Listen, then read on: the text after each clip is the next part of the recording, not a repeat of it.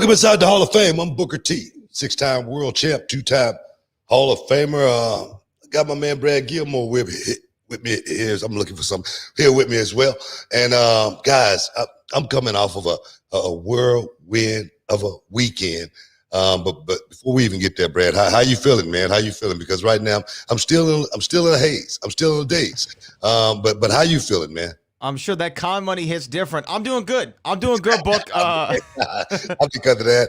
The documentary, man. The documentary still got me kind of like a little dazed, but go ahead. No, yeah, I'm doing great. You know, I had a fun Mother's Day yesterday, spent it with moms, and took her out to Papa's and Papa's never fails, man. Papa's never fails. I will say they had like a 180-minute wait yesterday. So wow. You had to get on the wait list. Papa's doesn't play when it comes to these holidays.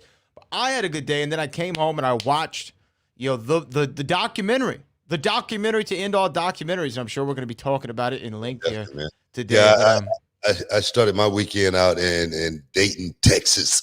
The Dayton Con went down first Dayton Con, first Comic Con they've ever had in Dayton, Texas, which is about an hour away from the house. And only thing I remember about Dayton, Texas, I never did any shows. I don't remember in Dayton or anything like that, but I do remember going to Dayton when I was a kid because my sister's I guess boyfriend kidnapped her daughter, which is his daughter, and he took her to Dayton. We all had to get in the car and take a ride down to Dayton and get her back and whatnot. But it wasn't a real kidnapping, it was a domestic issue. Yeah, like he wanted her for the day. And she said no, and then he just took Dayton, man. I must say, man, I must give props to everybody who was a part of the Dayton Con, man, because they made it so easy for myself and good friend of mine, Hacksaw Jim Duggan, was there. Oh! And we got a chance to kick it with the fans, something that we haven't had a chance to do in over a year.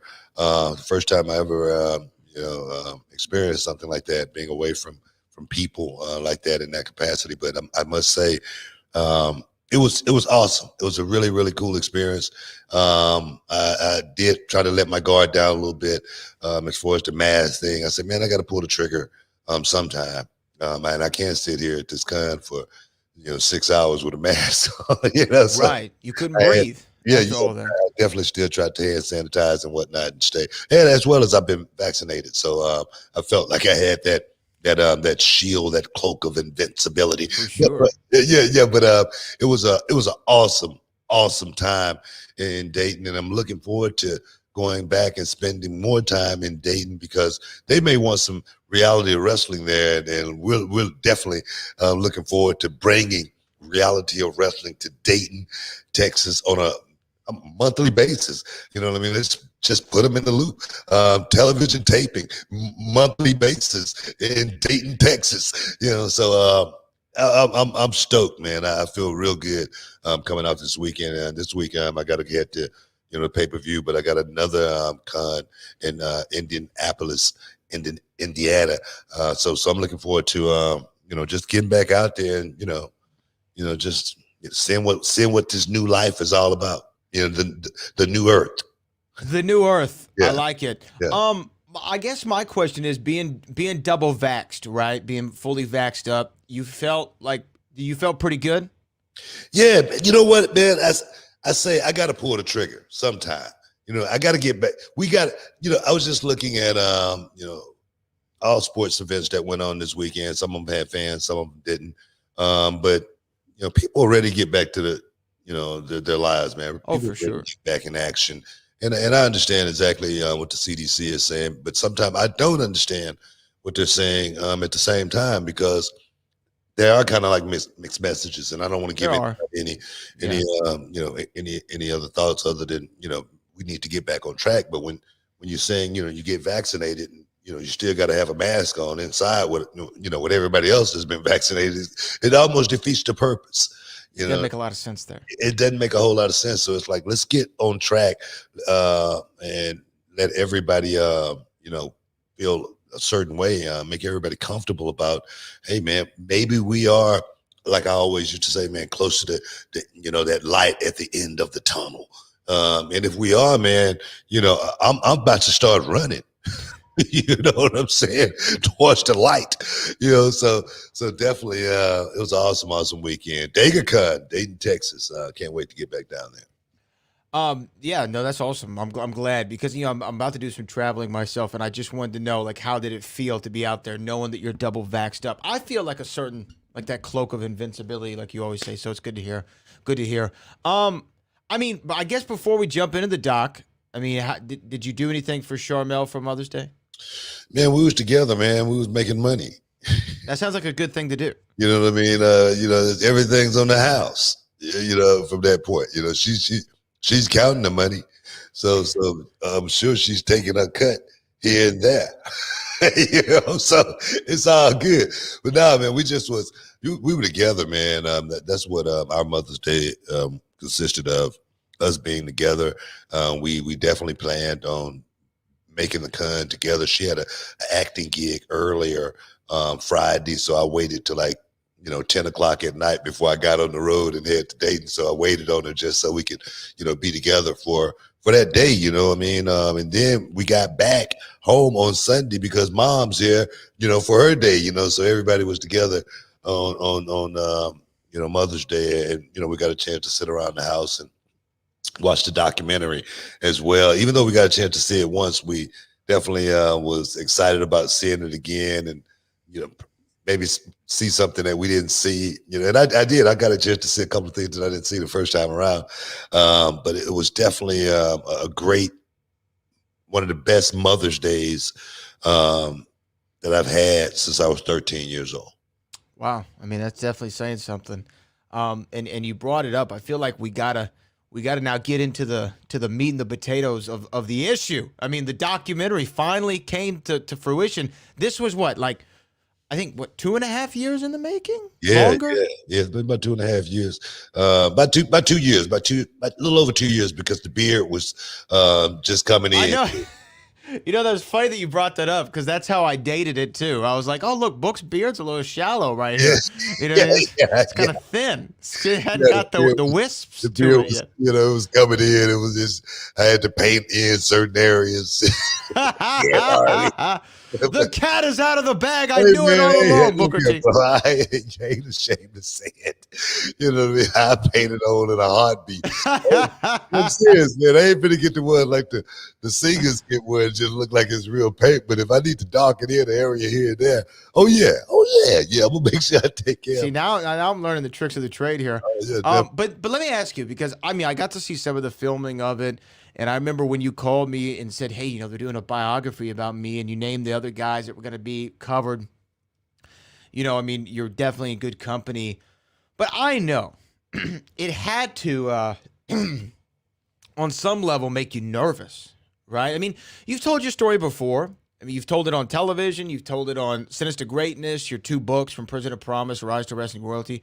You've said your story before, but This is A&E biography. There's a little bit broader audience. This is joining, the all-time greats of all entertainment in telling your story. Were you a little bit nervous going through the process? Actually, I turned the process down when they first approached me and wanted to do it. I just was like, I just didn't want anybody to tell my story other than myself, really. And I didn't know if just didn't know if I was ready yet. Just didn't know if I was ready to let the world see me from that perspective. And like I said, not knowing the person, as far as being a friend of George Roy, person who put it together, I had to actually trust him. And it's hard to trust somebody you don't know. He's like, man, I don't know about this dude. But he came to me and he said, man, I promise you, man. Promise you I'm gonna, do it right. You're gonna love it, at the end of the day.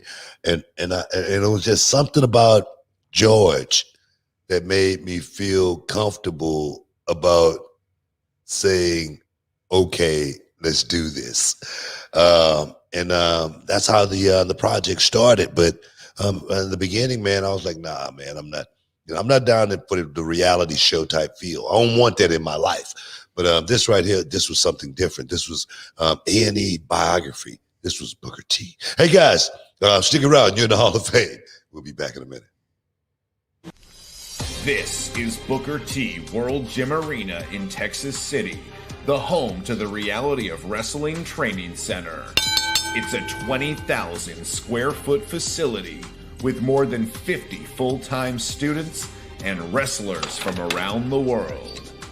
Inside the World Gym Arena sits a 9,000 square foot venue set up for weekly shows. From up top, 1-2 moonsault! Where our students showcase their skills in front of a live audience. What he's done here is awesome.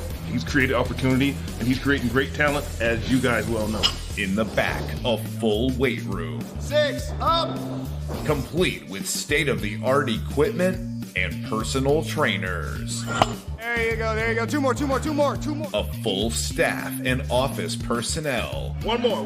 Running the day-to-day operation. We have interview sets for TV production, promo classes, quarterly combines. We evaluate progression and team building. Referees, commentators, ring announcers, and live television production. At the World Gym Arena, we don't just teach you how to become a professional wrestler, but an elite sports entertainer. This is Reality of Wrestling.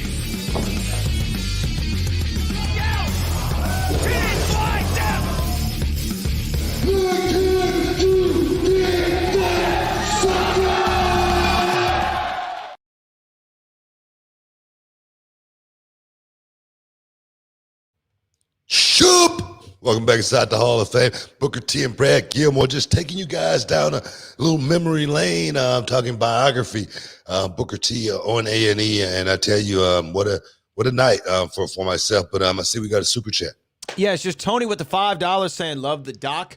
Cool seeing those old clips of you and Stevie wrestling. Yeah, and by the way, guys, if you want to chime in on what you saw last night, have anything that you want to ask Booker specifically that aired in the documentary on A&E, make sure you super chat that over and we can go in depth and dive deeper here on the Hall of Fame. But yeah, it was cool to see you and your brother, the old A&E experience.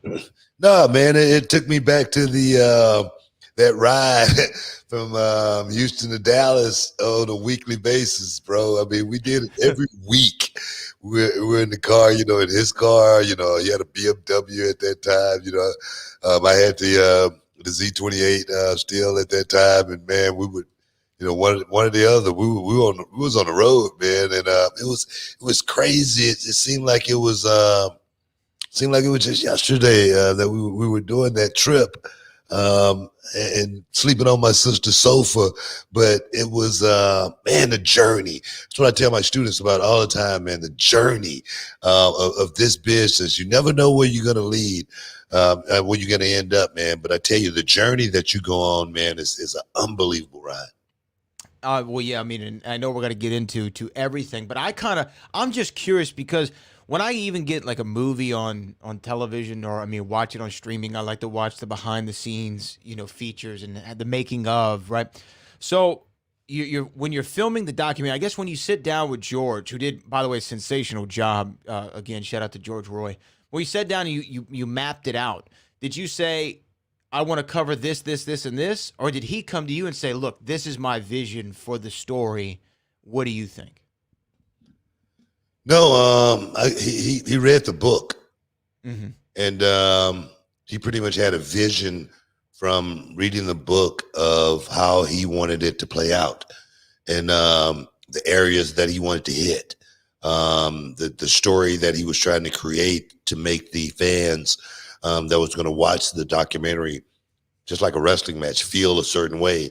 It had a lot of ups and downs. It had a lot of roller coaster, a lot of high spots, a lot of kickouts. It had everything that I think a wrestling match would have in it. And I think that's what his approach was. I'm not actually sure, but I just feel like that's what George Roy's approach was as far as creating something. And more importantly for me, I didn't want it to be a car crash or anything like that. I know what my life has been about. I didn't want to glamorize any sensationalize any of the, hanging out, when I was a kid, ladies of the night, pimps and drugs. I didn't want to sensationalize any of that kind of stuff, but it's something that still had to be heard. It's something that is a story that still had to be told.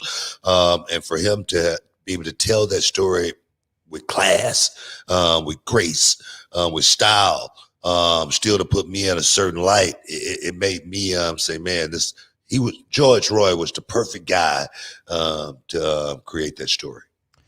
So, I mean, there's so many things in the documentary that there's a lot of stuff that I learned that I didn't even know, or stories that I haven't even heard, which is surprising to me. We've been together now for 9 years or what have you. But I want to start with, I think the first things first. And my man Danny D said it, and you told me about this open that y'all were going to do in New York. And I'd heard the concept of it. I was so excited to see how this Shaft thing was really going to work out.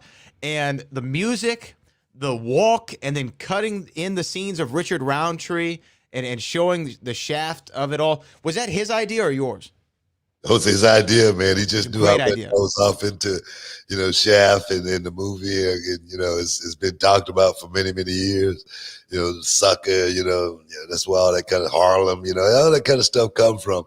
Those movies, Richard Roundtree and him. And it was just so awesome to actually be able to recreate that moment for a minute. And for the opening of the documentary, it gave it an air of, man, this looks like this might be a good show. This might be a good movie. You know what I mean? It's something I might want to watch. So it made me feel really, really good about just everything that played out. Because I wasn't around for it. Obviously, when you say Shaft, to me, I don't think Richard Roundtree. I think Samuel L. Jackson. That's the Shaft that I grew up with, right? How big of an influence was Shaft back in the day when you were growing up? I mean, was Shaft kind of a beacon for you in some kind of way? Because I always heard you say Muhammad Ali was your idol. And I've heard a little bit about Richard Roundtree, but not a lot. People don't. I mean, Shaft was like, Denzel Washington, right now. Back then, he was the guy. He was the man. He was representing the brothers, and when you looked at Shaft, he was a cop. All right, he was on the good side, but he was badass. You know what I mean? He didn't take no jump from nobody. And for me, he was a huge symbol in my life. As far as strength goes, as far as someone that empowered me to want to be better. When I watched those Shaft movies, he was always, like I say, the good guy. He was never on the opposite side. So for me, Muhammad Ali was a real life figure, though. Shaft was in the movies.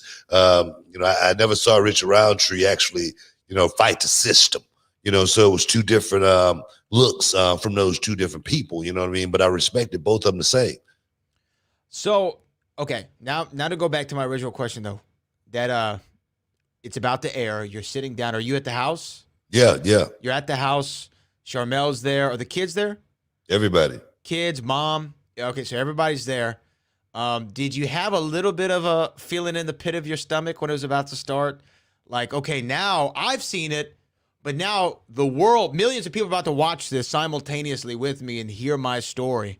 Did you finally get that kind of pit in the stomach, or were you more excited? You know what, man? I can't tell you what my emotions were. I really can't. Oh, really? It's indescribable as far as that goes. I knew the world was getting ready to see it, and I had seen it already before. And I know the feeling that I got out of it, watching it the first time, even when I just got the rough cut, I know how I felt. And then I watched it at the drive-in, I know how I felt. And then I'm getting ready to watch it again, and I know the world is getting ready to watch it. I just knew it, man, I just hope everybody got a lot of tissue. You know what I mean? Because everybody's going to be crying. Everybody's going to be laughing, you know what I mean? And sometimes they're going to be laughing so hard they're going to be crying, so I knew that's what my story was, from the get-go. I got a feel-good story. It's not a, dark side of the ring or anything like that. At the end of the day, trial and tribulations, triumph as well at times. But it's nothing that no other man that have woke up in the morning and looked himself in the mirror have gone through. Really, you know what I mean? In certain aspects, I'm just like you are.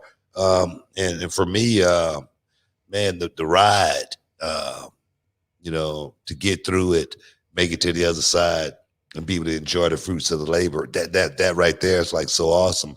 But the journey, man, is a place that I always wondered about for many, many years. I say, man, I want my name to ring with the greatest wrestlers that ever put on a pair of boots. And then now I find myself, documentary Stone Cold Steve Austin, Macho Man Savage, Bret the Hitman Hart, Roddy Piper, Shawn Michaels, Mick Foley, Ultimate Warrior, and Booker T. So that right there, man, that says a whole lot, man. For me, it I wouldn't say it put an exclamation point on my career or anything like that, but it just tells me, man, anything is possible in this world if you grab for it and then literally catch it and hold on freaking tight as you can to it, and that's what my life has been about. So it's been awesome. It's been awesome. The documentary, though, the ranges from the beginning,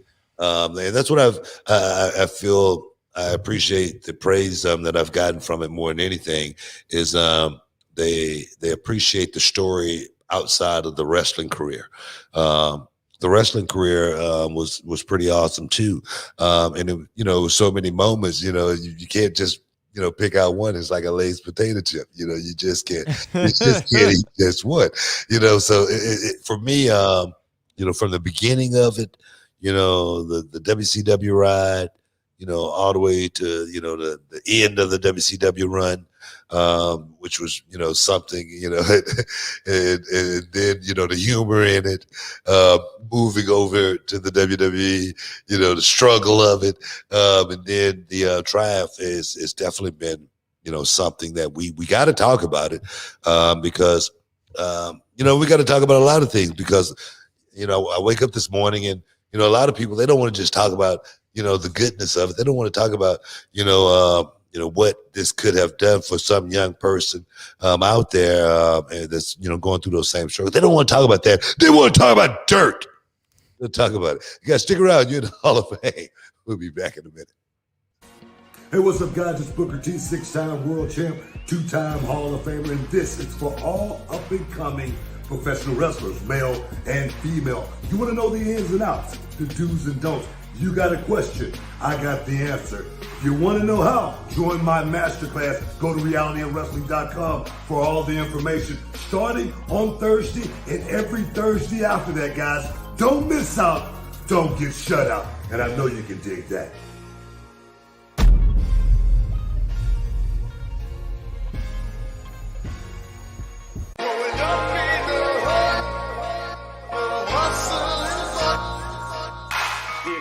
The Academy.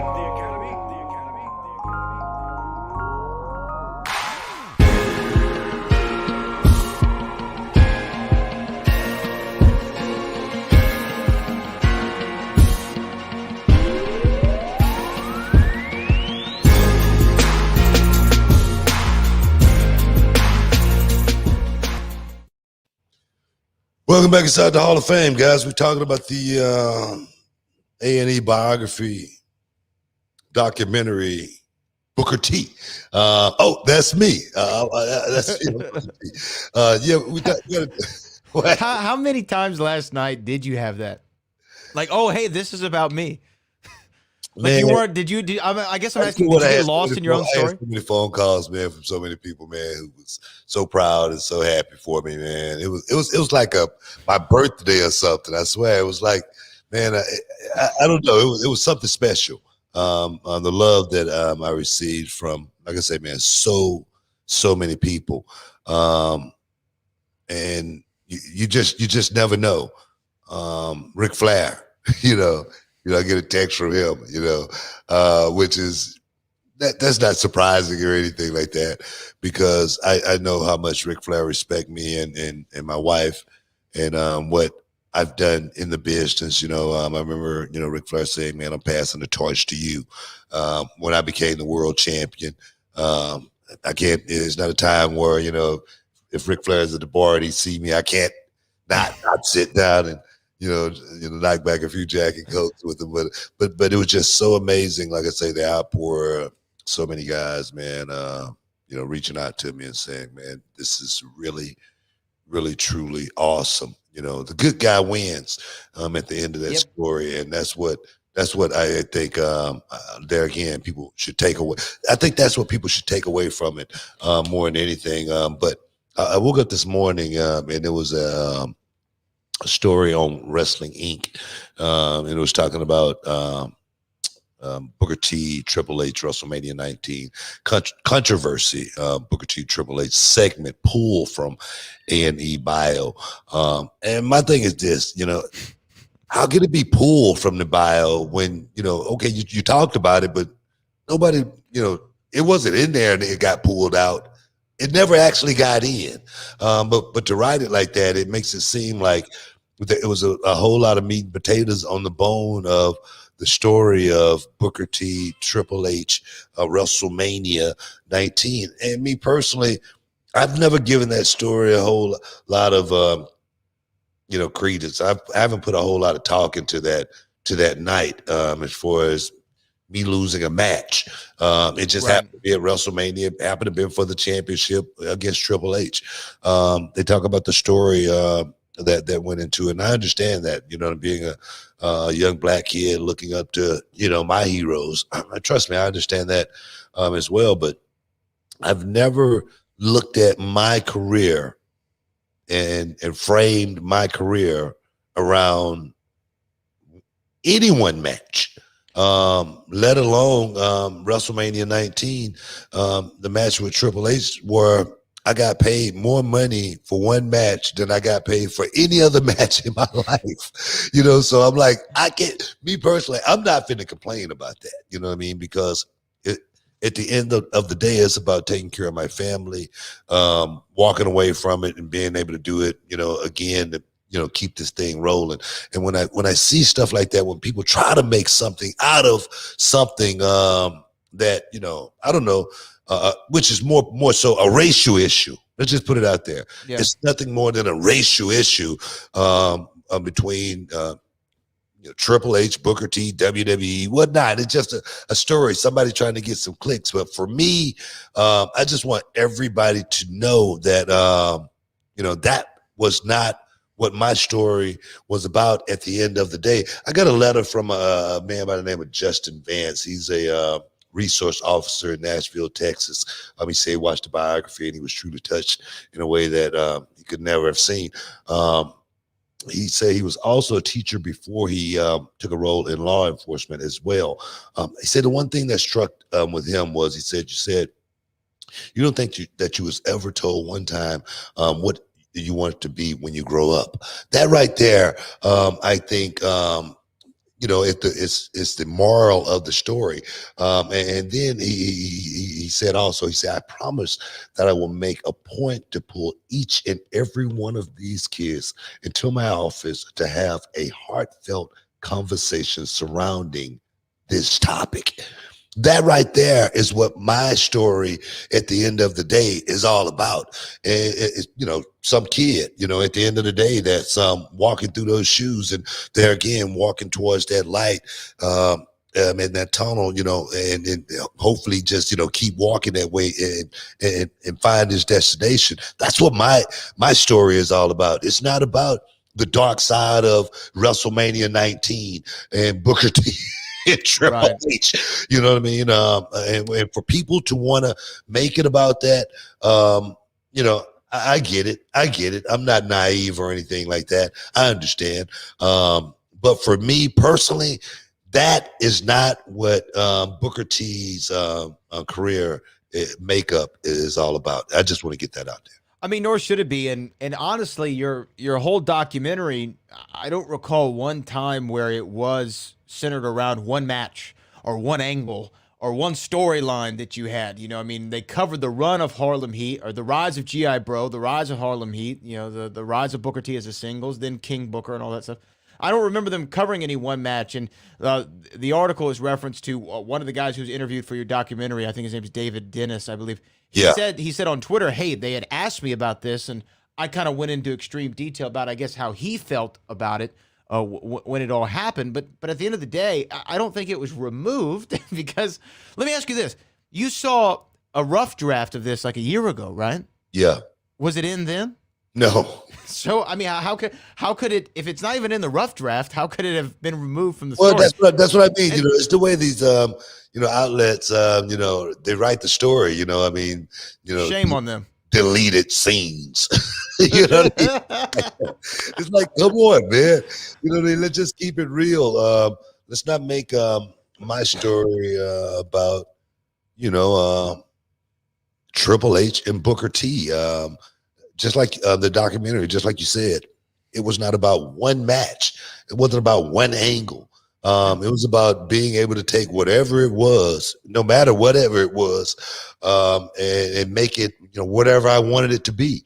I was a guy that didn't care too much about, if he was at the mid card, or if he was GI Bro, just opening the show, or if he was in the main event. And when I was in the main event, I was begging for somebody to beat me so I could go back to the mid card. I know you talked about go home after I finished wrestling. You know what I mean? I'm gonna get to somewhere around the same money anyway, because I'm gonna be on the road. I'm gonna be on all the pay-per-view. So when people look at my career, I just want them to say, man, Booker. Man, he overcame it all. He did it all. He did it all. And no matter what it was they put in front of him, he went out and shined. Backstage vignettes, man, he went out and shined. Promos, he shined. You know what I mean? In-ring performance, man, he shined.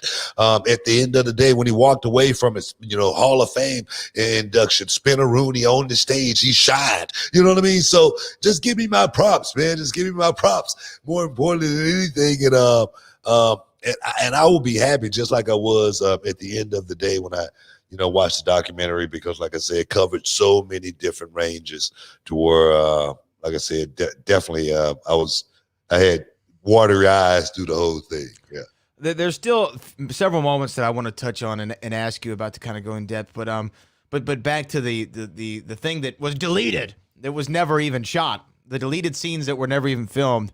Again, everybody's story in wrestling should be bigger than any one match. And what's funny is when the documentary was over, it didn't even hit me that y'all didn't talk about WrestleMania 19, because in my opinion, and I know this could be probably controversial, but that match, to me, I never think of it when someone says Booker T. That match never comes to my mind. And I'm sure that it does for a lot of people, and they have their reasons for it.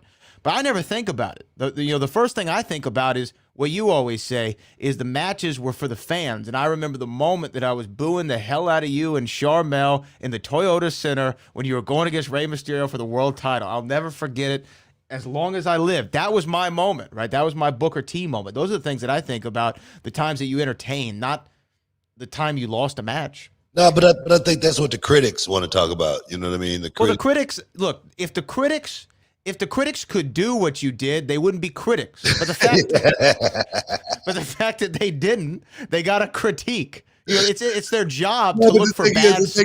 The thing is, I get it, because we're critics too. You know what I mean? We critique. Sure, but we praise, I think, more than we criticize. Yeah, and the thing about these sheets, like this particular article, I can't speak about the site as a whole, is you're just highlighting a negative aspect of what was an unbelievable, awe-inspiring story that absolutely floored me watching it. Right? Well, maybe David Dennis started something by answering the question the way he did. Sure. As well as putting out the tweets that he thereafter deleted. Mm-hmm. You know what I mean? My thing is, if you're going to put a tweet out, stand by it. Don't be deleting the damn tweet. You know what I mean? Because everybody has seen it already. Everybody know you said it. Yeah. You know what I mean? So you started something, you know, so finish it. You know, my thing is whatever he said, I'm not going to say, you know, I'm not going to discredit him or anything or say I don't appreciate, you know, him backing me or anything like that. But trust me, bro, I did not lose any sleep over losing that match to Triple H, not to this day, you know. So I want people, you know, who love me to, you know, get over it, man. Get over it, because you just saw the documentary, man. It's bigger than that. Stick around, guys. You're in the Hall of Fame. We'll be back in a minute.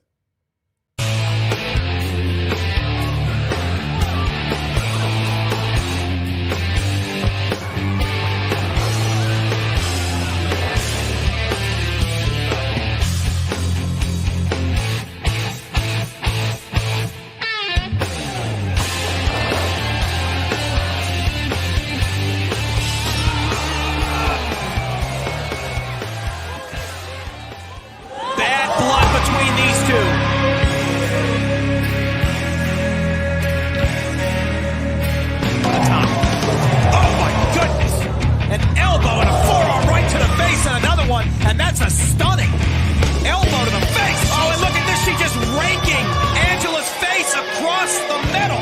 Oh, my goodness. That's hard to watch. Oh, man, what does she think? Oh, no. Top rope suplex. Superplex from the champion. If enough damage hasn't been done already to Angela, that has got to be the exclamation point. She's looking for the 450. Oh! From the top rope. She's calling for shooting star press. Star press. Shooting star press cover. 1, 2, 3. Sup? Welcome back inside the Hall of Fame, guys. Talking about Biography Booker T on A&E went down this Sunday night, and I must say I appreciate everybody over at A&E as well as WWE who put that thing together and made me look good, because it was awesome. It was the best one. It was the best one. I must say that. It was great. It was great. I have to admit, it was the best one. It's the best one so far. You know what I mean? I like those other guys, man. I like Piper. You know what I mean? Good dude.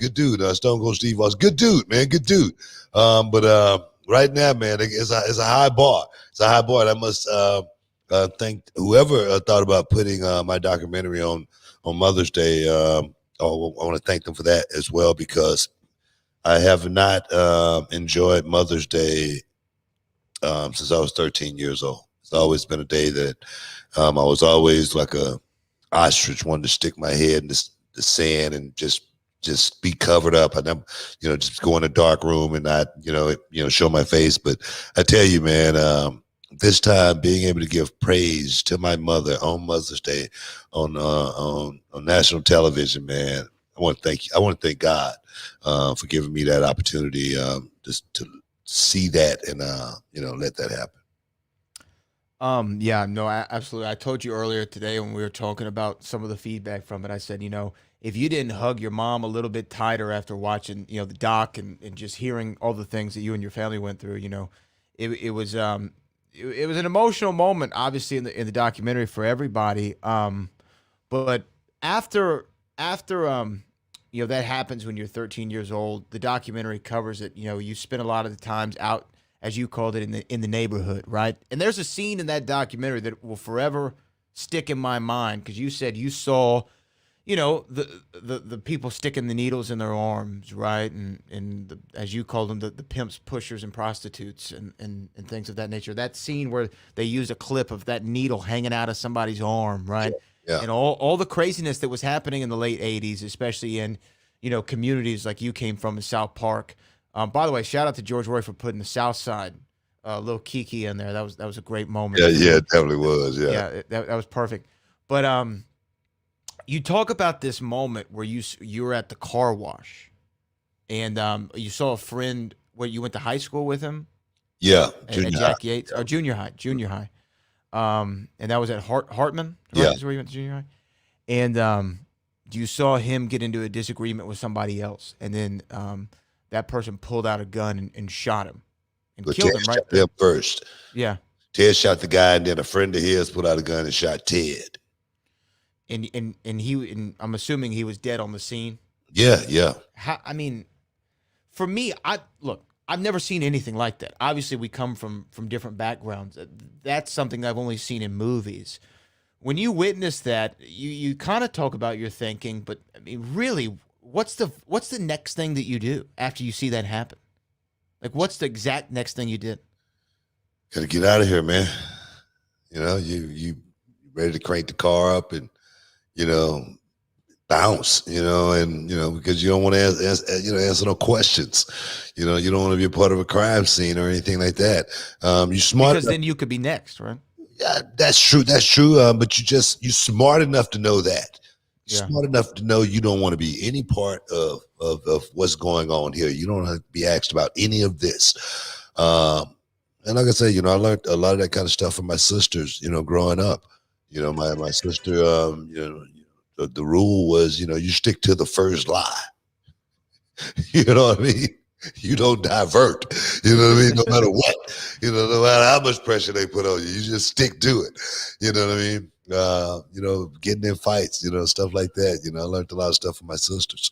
You know, so yeah, it was real.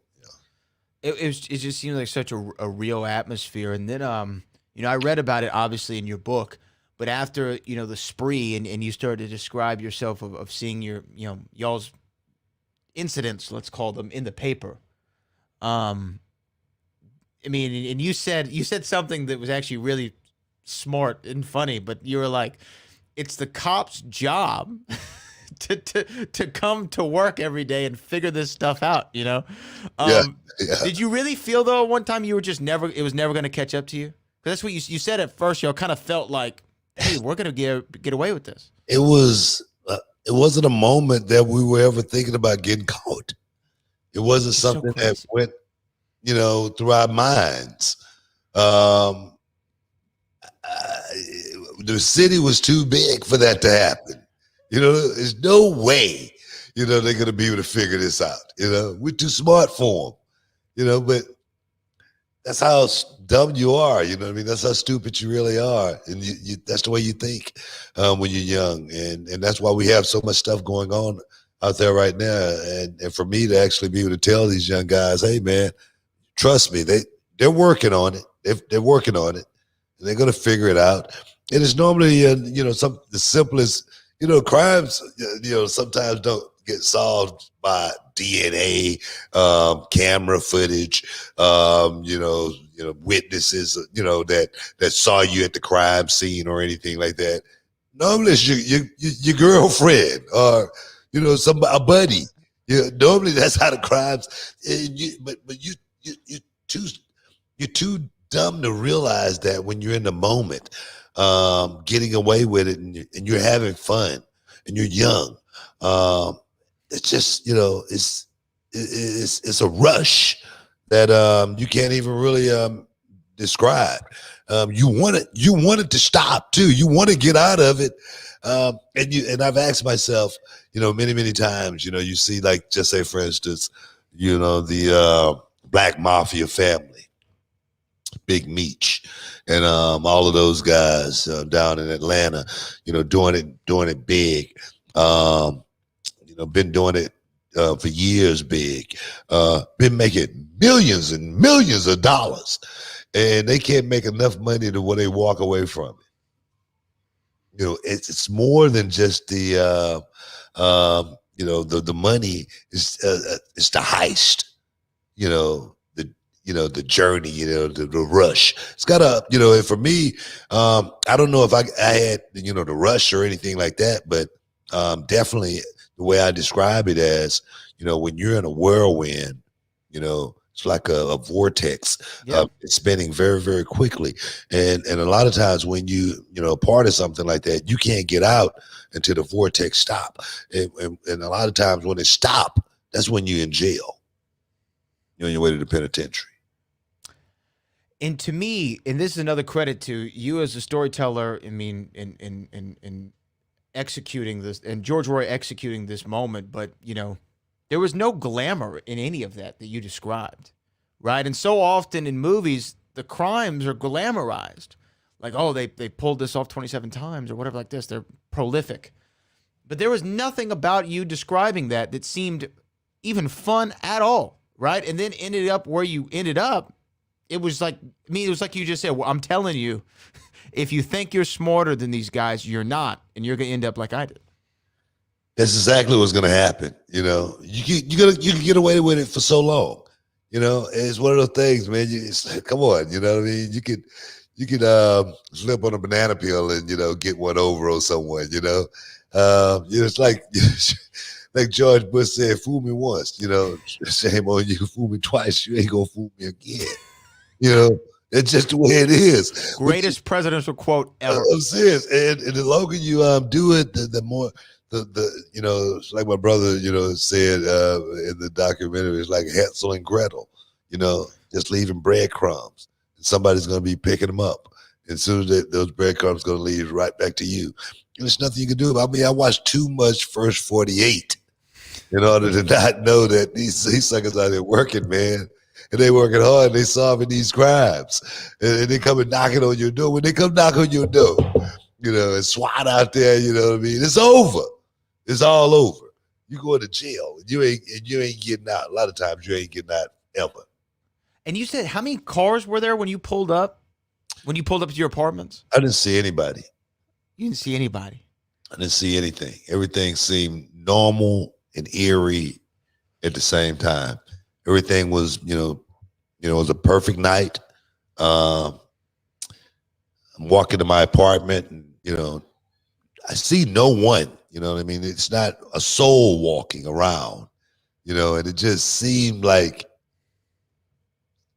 something's not right. And I could feel something wasn't right. And before I could get to my apartment gate, man, it was like something you see on a movie. And that was like Richard Pryor. You're scared. Face all crippled up. I ain't do nothing. I was scared, man. I'm going to tell you right now, I was scared. Because I had all kind of guns pointing at me. I had trackers on me, the laser and all this. I was scared, man. I was real scared. Yeah. And then, kudos to you, because you said in the documentary again, you said, look, I pleaded guilty because I was. Bro, I was guilty. I knew I was, it wasn't anything. I had a lawyer, I didn't have a public defender, actually. I had a lawyer in the I think in the documentary, I think they said public defender. But I had a lawyer by the name of Gabe Nahas. My sister Billy had got me this lawyer. I don't know how good he was or anything like that, but he had got her off a few cases. So he must have been all right. He must have been all right. So Mr. Nahas, he was definitely working. And he just told me straight up, this is the deal. You can either go to trial and roll the dice and something bad's going to happen, or you could do this.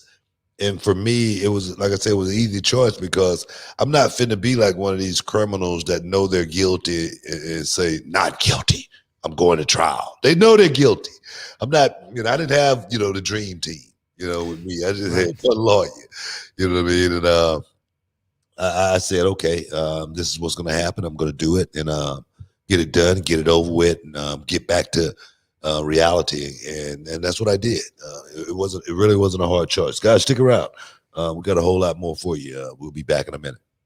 And your question for the win. In The Insider, Al Pacino's character works on which TV show? Is it 60 Minutes? And your winner!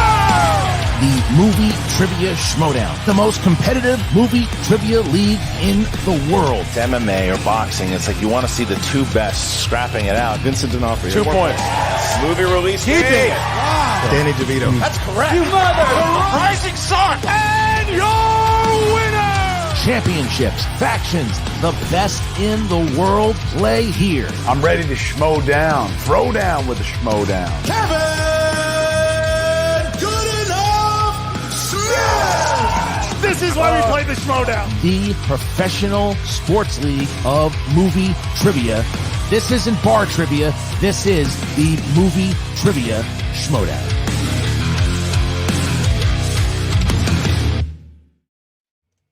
Shoop! Welcome back inside the Hall of Fame, guys.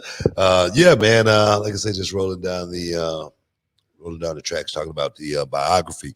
Booker T on A&E went down this Sunday night. And you know they're gonna be showing the replay. So guys, if you missed it, check it out. Check it out. I think you really enjoy it. Get something out of it. But you got any more questions about the documentary, man? I could probably talk about it for the rest of the show, honestly, because it really was awesome, just to see. Tupac had this quote, right? Like, I might not be the person that changes the world, but I might be the person that lights the spark in the person that does, right? And I feel like if you didn't watch that, no matter what your background is, no matter what your walk of life is, because for me, somebody who's known you for almost a decade now, after watching it, like, I felt like I wanted to run through a brick wall, right? Like, I felt like anything in this world is possible.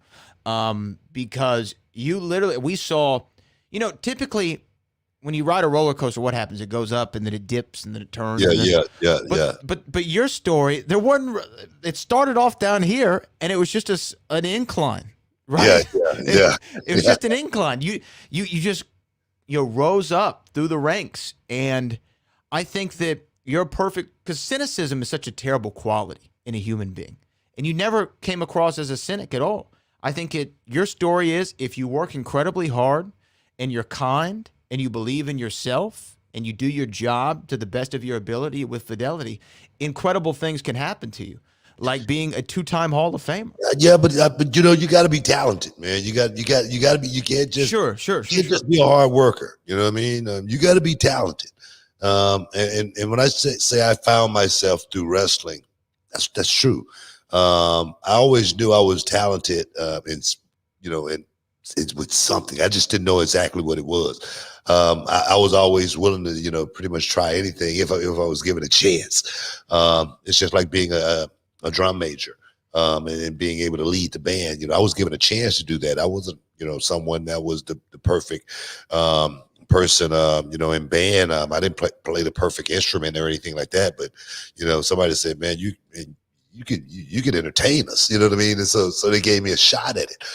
So for me, when I became a wrestler, I said, man, not only do I want to be a professional wrestler, but I want to be the best wrestler that ever put on a pair of boots. And that's a high bar. That's a really, really high bar. I would say so. When it's been so many great wrestlers that have come along. But that's the way I thought. I didn't get into wrestling to be famous. I didn't get into the wrestling business so people can say my name and me to get action figures. I got into the wrestling business because it was fun. It was an escape. And then when I got in it, I said I wanted to be, among the greatest wrestlers that ever put on a pair of boots. And this kind of solidifies that for me. I used to, you heard about, Stone Cold Steve Austin and even when back in the day, me being a young kid, talking about me being one of the top 5 workers in the world, and feeling, hating, William Regal, like, man, what are you talking about? One of the top 5 workers. I'm like, I'm one of the top 5 workers in the world. And for me to say that kind of stuff back then is almost like, Muhammad Ali to say, I'm the greatest of all time, before he was ever, the world heavyweight champion, he wrote, I'm the greatest of all time, so for me, I knew wrestling was in my blood and it was something that I was meant to do. Not ever imagining in a million years that I would take it this far, 30 plus years into the business. I never thought about that or anything like that. But I do know that when I got into wrestling, I found, something I loved. I knew that I had a trade. I knew I had something I could give back to young people. So it was something for me that I think God just said, hey, this is it. This is what you're going to do. And from here on, it's what you do, how you pay it forward. And for me, that's what I've been doing. I think ever since the beginning. It's been a great ride. It's been a great ride. But you know me, and I always feel like there's still yet so much to be done. I'm still always pushing and thinking about, man, how far can we really take this thing, So I have no limitations still to this day. And I just want young people to, know that there is no glass ceiling. The glass ceiling is the glass ceiling that you put yourself, under. And for me, I just never put myself under a glass ceiling. I mean, incredibly said. We had a $20 super chat coming in from RDAB. He said, from the angle with Stone Cold to the King of the Ring, you realize that Booker T wasn't just the former WCW pro wrestler or a black pro wrestler. He was one of simply the best professional wrestlers of all time. I appreciate that. I've seen that sentiment. I've seen that sentiment over and over again on Twitter and social media. People really realizing the greatness of your career, and even all the way. Look, here's the thing: they could have added another hour to the documentary if they just wanted to talk about reality wrestling and your media career, right? I mean, there could have been a whole nother hour. Yeah. But even what we saw of the reality of wrestling part, it was so cool for me to see, reality wrestling on a national television network being shown to millions of people at the same time. And then right after that, they're doing the closing credits. And there was a little thing at the bottom that said special thanks to, right? And Richard Roundtree was mentioned. And then it had Kevin Bernhardt's name and it had my name right next to it. And oh wow, that's pretty cool. And then I said, and I thought about it, Book, and in all honesty, the special thanks should have been in reverse. Because when I first met you those 9 years ago, I said you're all level, but there's a hell of a lot of opportunity. And Bradley, can you hear me? Yeah. Oh, I'm sorry. Did I break up? Yeah, you broke up one more time. Say that one more no. time. I heard it. But say that one more time. No, I was just saying I saw my name in the credits. It said special thanks to me. And I said it really should be in reverse, because the first time that I met you in your office, you said not a lot of money at this level in wrestling, right? But there's a lot of opportunity. And the opportunities that you've given me over these last 9 years, I mean, I could work a lifetime and never pay you back for them. I've been seen, heard, and gotten to fly across the country and world thanks to you believing in me. And I am not a unique story. Everybody at the Reality Wrestling owes a tremendous debt of gratitude for you opening those doors and allowing us to have a family, allowing us to have a place to try to be something within an industry that we all have fallen in love with, in large part due to you and so many of your contemporaries. And again, I think that special thanks should have been in reverse. I will forever thank you. For what, man? I get so much praise. I saw, Roxy, she posted some stuff, and, I saw a post that Brian Gerwitz put out, former writer for WWE who used to work with me when I was King Booker a whole lot. Man, he wrote most of all of that crazy Boulder Dash. He wrote all of that crazy stuff. I mean, and he put some stuff out, man. And I tell you, man, I appreciate everything that I've gotten. And to be able to give it back, like Bruce Gassarch, you saw him on the documentary, and he said, man, I had the money, so what shouldn't I help him out? And for me, knowing that that's somebody that didn't have to help me out, who did, the least I could do is try to help somebody else out, live their dream out, pay it forward. Do I get any thing monetarily for that? No, but that's not, it's a bigger picture than that. It's a bigger picture than always looking for a dollar, or something like that. For me, for you guys to thank me, it's cool. I appreciate it. But that's not why I do it.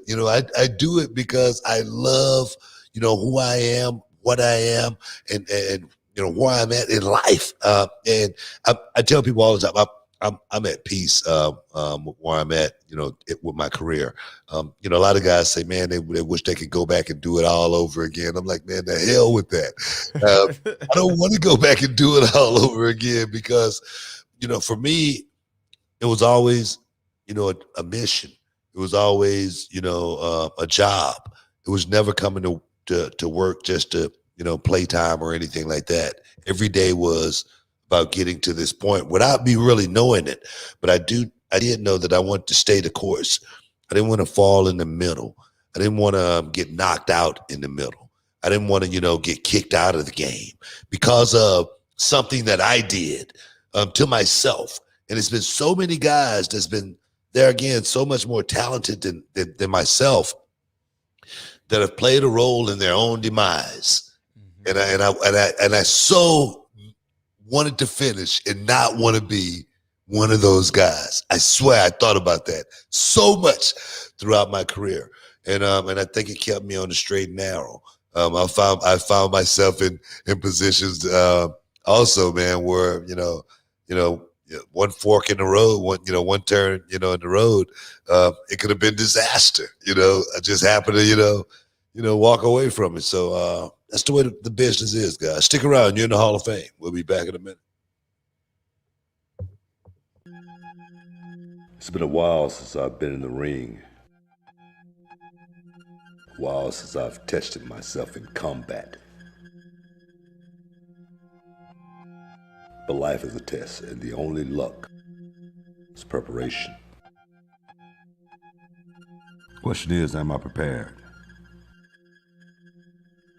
Well, I can't answer that question until the time comes.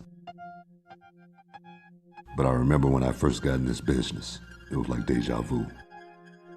It was like a place that I had been before. It was like second nature, something that I was just meant to do.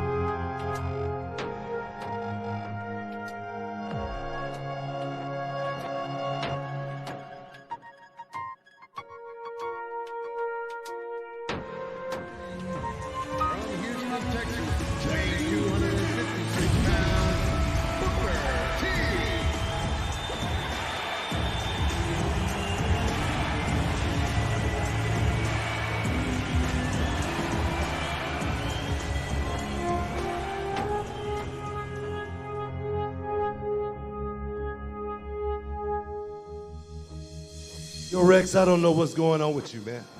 I've done nothing but try to help you.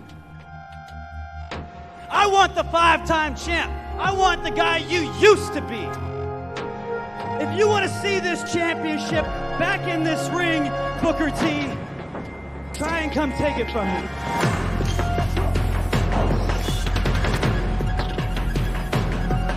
Step up, Booker. You got no options left.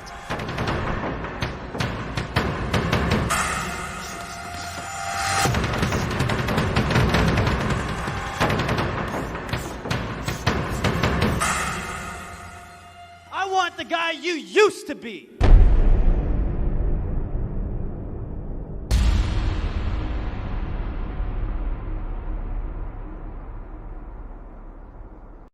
Yeah, baby. Welcome back inside the Hall of Fame, y'all.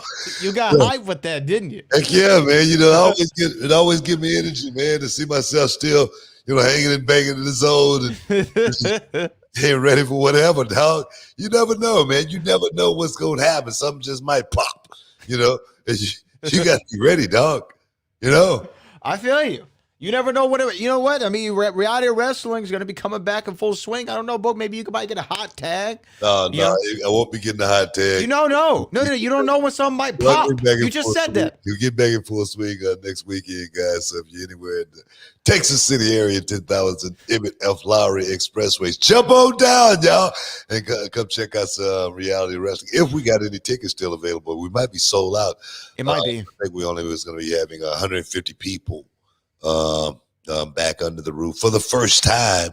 We're going to start out taking baby steps and see exactly where we go. See if everybody want to, do the right thing. Get the vaccine, man, because I heard they was going to be doing something with this vaccine as far as what's it? They're going to be trying to take something away from you if you can't show you got the vaccine. I can't remember what it was. Well, that's kind of a frightening proposition. But I did see also, by the way, that the CDC, I believe, cleared, what was it, 12 to 16-year-olds to now get the vaccine. 12 to 16-year-olds. So everybody should be able to get vaxxed who wants to get vaxxed. We really strongly promote it. Just know that second shot, it might suck a little bit, but it's all right. Because, Book, you had COVID. Yeah, it's better than dying. It's better than dying. And we both had COVID, and it sucks. So you don't want to get it. Bottom line, you don't want to get it. So the second shot's all right. I'll take the second shot over anything any day. You know what, though? I don't know what was worse. What would be worse? Taking that second shot for the COVID vaccine or taking that uppercut from Canelo Alvarez like Saunders did this last weekend? Did you see that? Let's talk about that for a second, man. Billy Joe Saunders versus Canelo Alvarez went down in Arlington, Texas, AT&T Stadium. It looked like they had a full house there too, man. It looked like it was jam-packed, but it wasn't jam-packed to the people all on top of each other. It wasn't 100,000 people, but it was. No, they were protocol. They were protocol jam-packed, but it was it was a lot of people in there. And it looked like a great night for boxing, actually. And I'm gonna tell you right now, though, it's still a sad state. It's still a sad state for boxing when the so-called pound for pound number one fighter in the world, definitely number one Mexican fighter in the world is fighting, and don't nobody really know about it. The zone is slipping. The zone actually, I deleted the app just because. No, I deleted that. You know me, I'm a combat enthusiast. I want to see just about a little bit of everything. But when I'm not getting who wants to see Canelo Alvarez versus Billy Joe Saunders? Okay? Talk to me about that. Who wants to see that? You know what I mean? I don't think it was high on the list for anybody. It's not a whole lot of stock, in a fight like that. Now, if it was Canelo Alvarez versus Caleb Plant, which sounds like it might be next. Well, it sounds like it might be next, but how's that fight going to get made? You know what I mean? Is Caleb Plant going to go and sign a one-night deal with, Matchroom Boxing? Because isn't Caleb Plant with PBC? Yes, exactly. That's what I'm talking about. So that's not something that's just going to all of a sudden, just happen overnight. You know what I mean? It's going to be the A side and the B side always. With fighters like that right there. So we've been talking about it for a long time. Billy Joe Saunders did make a account of himself. He didn't go out and lay down or anything like that. But taken to the hospital, fractures, multiple fractures, broken orbital bone as well. Of course, his corner had to do, have the wherewithal, understanding, know-how to just say, hey, into the 8th round, let's call it in and come back and fight another day. I appreciate that. I appreciate Billy Joe Saunders going in there and, like I say, making a good account of himself and not, being somebody that just came and to pick up a paycheck. But who really, honestly, wants to see Canelo Alvarez fight, Billy Joe Saunders, other than Canelo Alvarez's fans? No. Yeah,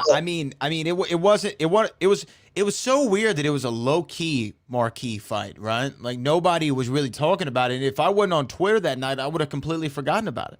I would have completely forgotten about it. And here's the thing, honestly, did I rush out to buy the pay-per-view? No.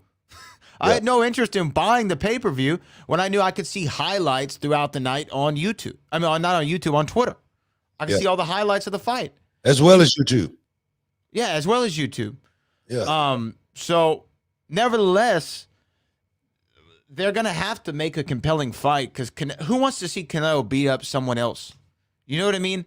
I really do think the days of the boxing to where, we got to see this guy get be undefeated versus undefeated. He's got to be 25-0 versus 35-0 or whatever.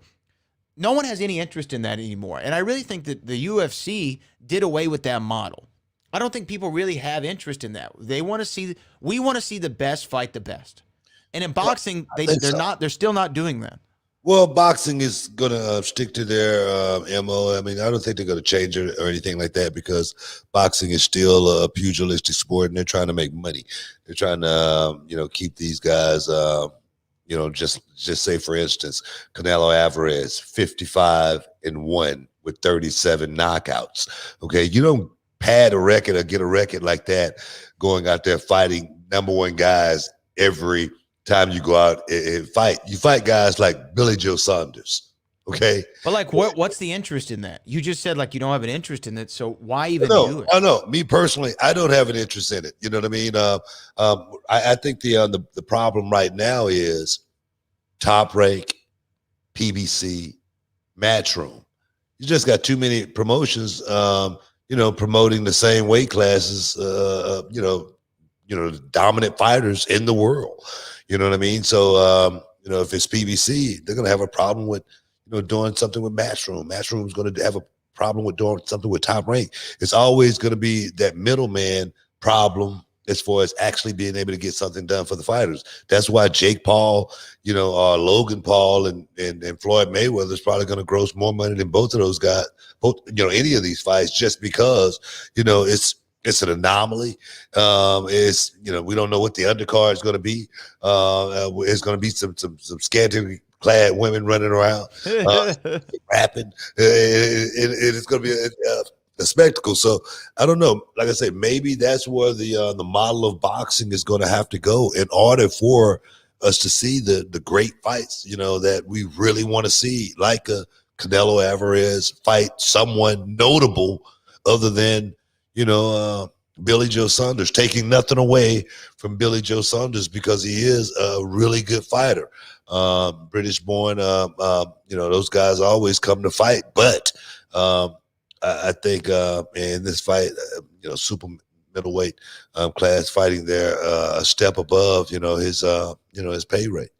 Yeah, I mean, and by the way, 73,000 fans. Only in Texas, right? During a pandemic. Well, that wasn't socially distanced. That wasn't very distant at all. You know what I mean? That's you couldn't see it either. They had it darkened out real good. It was super dark. It was super dark. Yeah, I couldn't even see anything yet. But. Yeah, Flamethrower Fluff Salisbury says, I love the parts of the biography with you and your kids. My two sons are the best thing that ever happened to me and saved my life. Also, Alex Costino just donated $10. So we appreciate you, bro. Nah, man, me and the kids, man, it's second chance too.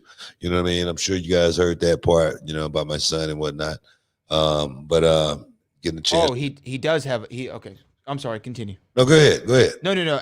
Alex did have a message. What's the question? Attached to it. He said, I heard Jim Ross talk about you on his podcast and say one of the reasons you left in 2007 was that you were not happy with the finish to SummerSlam against Triple H. Is there any truth to that? Nah, I mean, if Jim Ross said that, that's the reason why I left. It was already my mind was already made up before SummerSlam that I was going to be leaving the company. After that, it was already made up that my mind was already made up that was my last match, and I had to leave. And it had nothing to do with Triple H at all. What it did have to do with was, we had lost Benoit, then we lost Eddie, and I felt like I needed a break from the business. And Charmel and I, we was trying to get pregnant at that time as well. And that wasn't happening because of the stress on the road. But that issue right there had nothing to do with me leaving WWE match with Triple H and the finish. I knew it. I was like, you're on your way out. You're gonna put somebody over on the way out. You're gonna lose. Just Hunter he raised. That's protocol. Hunter raised his hand quick. You know what I mean? Who's he putting over? I'll take that. You know what I mean? So, heck yeah. No, but no diss. It wasn't because of that. And by the way, too, craziest thing in the documentary was to see pictures of you as like a kid, because you and Kendrick are identical twins. Isn't that crazy? That's what my grandmother was saying. My mom was saying. She was like, "Man, kids who look just like you, man. So it's crazy. Hey, man, hopefully I had the genes as far as the athleticism, you know what I mean? Be able to go out and do, shake and bake them, you know what I mean? Like, you do them like they're supposed to be done. Guys, stick around. You're in the Hall of Fame. We'll be back in a minute. And here we go. Oh, the rules are simple. There are very few. Oh, my God! No, winding up here. Oh, maximum velocity. Umberto goes for a ride, and that is not a soft landing. I can assure you of that. Official can do absolutely nothing about it.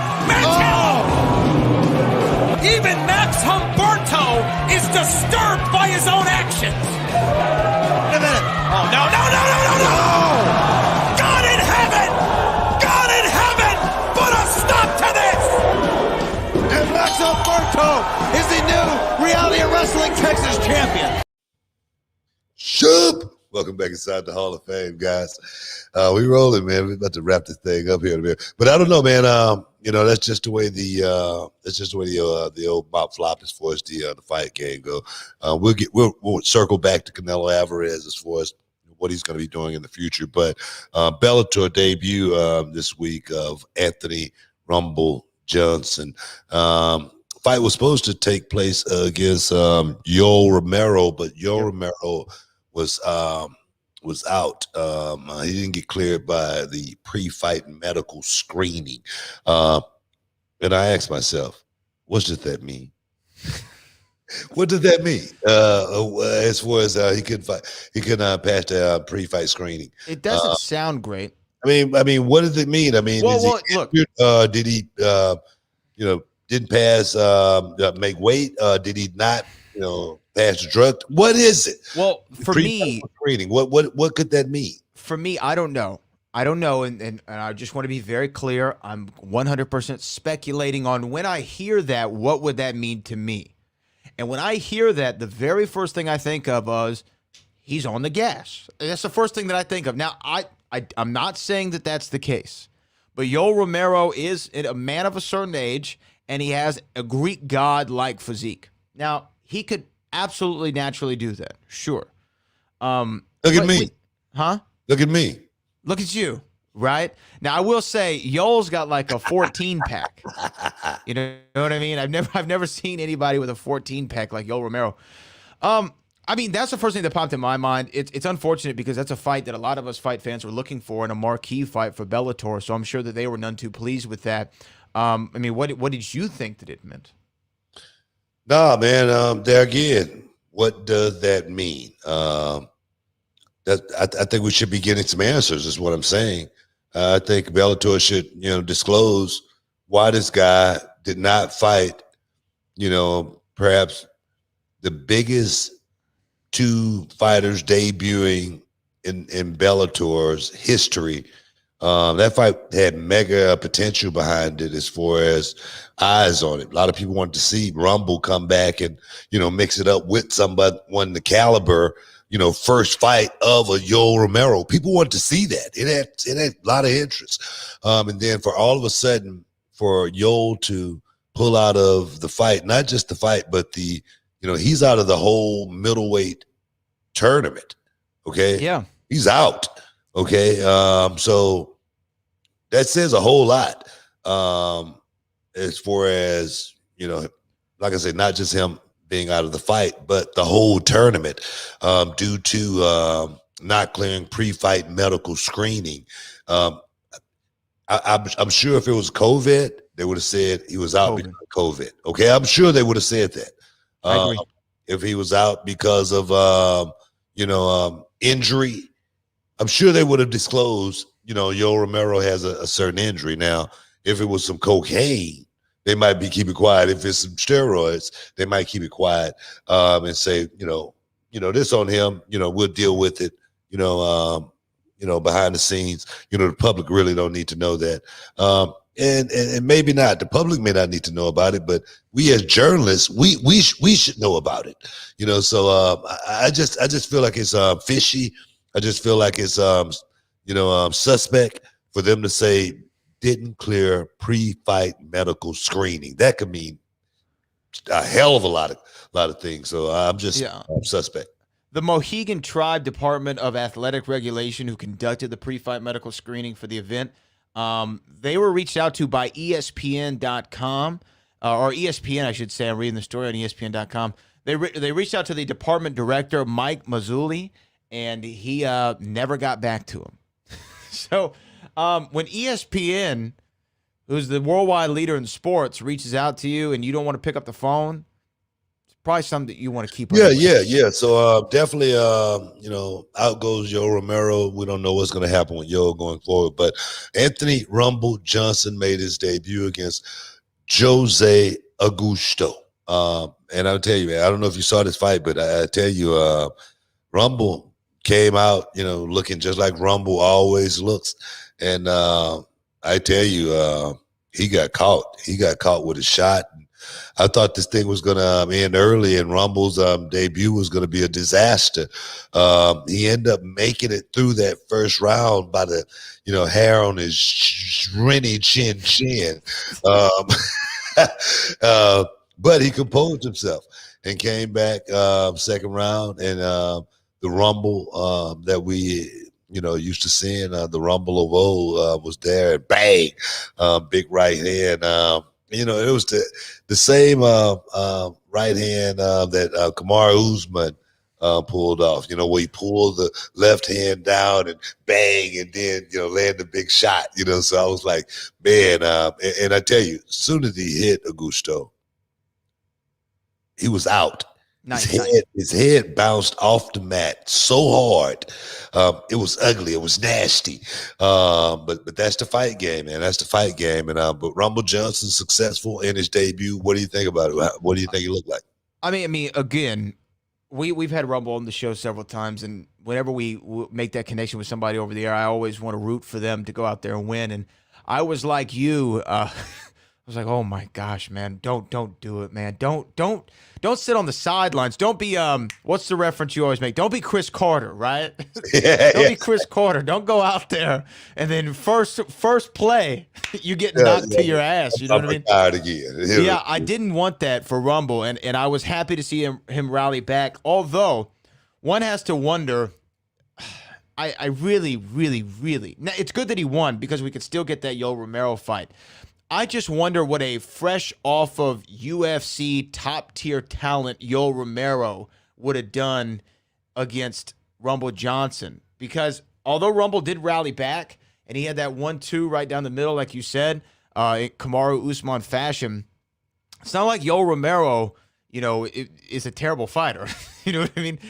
He's a very effective guy, and I thought that they matched up real well. So I'm hoping that they make that fight. As far as Rumble Johnson and Bellator, I do think he's in the right place. I think him coming back to Bellator was a good move for him because you don't want to jump fresh out of retirement and then let me go fight the top fighters. But let's hold on for a second. Augusto, he wasn't a fighter that was on my radar or anything like that.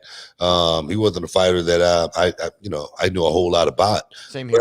But you could tell this guy knew how to handle himself, and he could have easily won that fight. I don't know. Yes. In the second round, it seemed like he went to sleep for a second and got caught with that right hand because it was, it wasn't set up any other way other than 1-2 bang, and he was out. That's a lot of that same thing happened in the first round, and he didn't get knocked out. He's the one that landed the big shot. Who are we to say? Jose Augusto is not a top caliber fighter. He could beat perhaps some of the best guys in the UFC. We can't say that just because. As of late, these PFL guys, they've been rough customers. You know what I mean? These one championship guys, they've been rough customers. These Bellator guys, these guys been getting thrown in the deep waters. They've been getting wrecked just because the fighters and the fighter level around the world is fast. And I just think that's what we're seeing right now. Rumble Johnson, hopefully he'll have a successful comeback, go on to perhaps win the middleweight championship in Bellator, but that's yet to be seen. Moving on, Sergio Pettis got a big win in the main event. He's done something now that his big brother didn't do. Let's win a championship in Bellator, new bantamweight champion, Sergio Pettis. Give it up, beating one Archuleta. And the thing is, it was a counter striking match. It was a lot of, check shots. It was a lot of, just playing defense and firing back, not putting himself in position to get put on his back. But big ups to Sergio Pettis by becoming the new Bellator bantamweight champion. Yeah, I mean, big shout out to him. And Book, before we get out of here, we did have one more $10 super chat that I want to make sure we get to. Do it now. Cadis Bain says, Booker, do you remember when Harlem Heat got over during a blizzard in Duluth, Minnesota, 1997? I was in the crowd, and the Brain even put it over. I heard when I got home. It was amazing. Thank you, sir.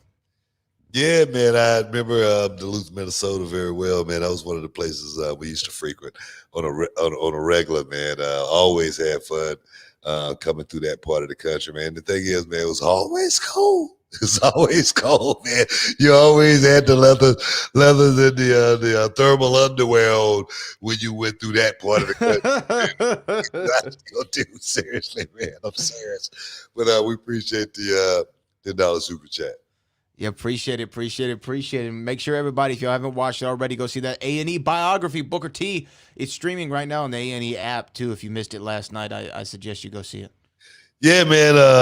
Like I said, check it out, man. Do it, man. I do it for you. Like I said, man, I know it was a hell of a documentary. And seriously, you would not be disappointed if you go back and watch it. And me personally, hit me up on Twitter, Booker T5X. Give me some feedback. Let me know how you guys like it. If there was anything that we could have changed, we already had a few people with their comments about certain things that could have been put in that was taken out, whatnot. But guys, let me know what you think, man. Bradley, again, I appreciate you for hanging out with me. We see you guys on Wednesday. We're gonna have a very, very, very special guest on Wednesday too, as well. So guys, make sure you tune in to another episode of the Hall of Fame. Right now, we out. Shoop! Can you dig it, you sucker?